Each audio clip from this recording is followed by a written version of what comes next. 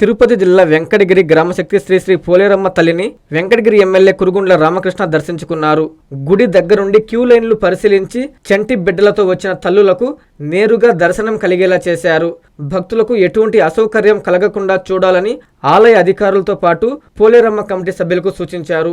ఈ సందర్భంగా కురుగుండ్ల మాట్లాడుతూ వెంకటగిరి నియోజకవర్గ ప్రజలందరికీ పరాభవనామ ఉగాది శుభాకాంక్షలు తెలిపారు.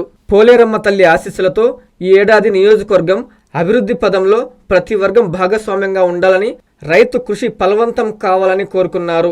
సమాజంలో శాంతి, ఐక్యత మరింత బలపడాలని కోరారు. ఈ కార్యక్రమంలో పోలేరమ్మ కమిటీ సభ్యులతో పాటు టీడీపీ నేతలు పాల్గొన్నారు.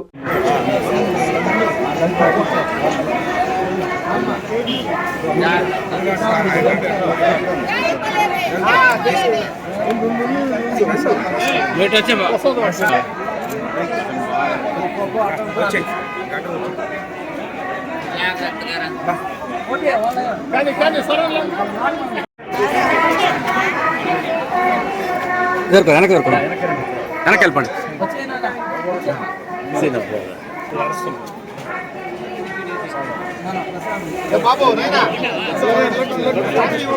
చెప్తారు మధ్యలో దారి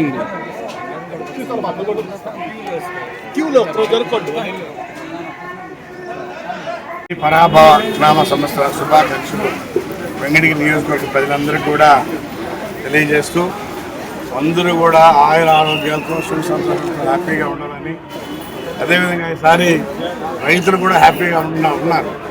ఎందుకంటే గతంలో సరిగ్గా పంటలు వచ్చేటి కాదు, ఈసారి పుష్కలంగా అన్ని దగ్గర కూడా నీళ్లు ఉన్నాయి.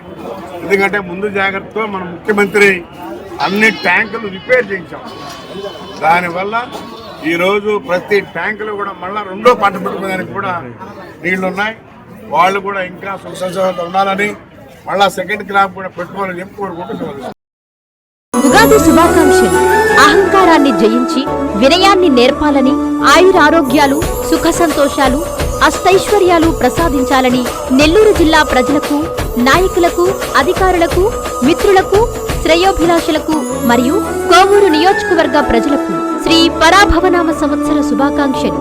మీ వేమిరెడ్డి ప్రభాకర్ రెడ్డి, పార్లమెంటు సభ్యులు నెల్లూరు. ప్రశాంతి రెడ్డి, శాసనసభ్యురాలు కోవూరు.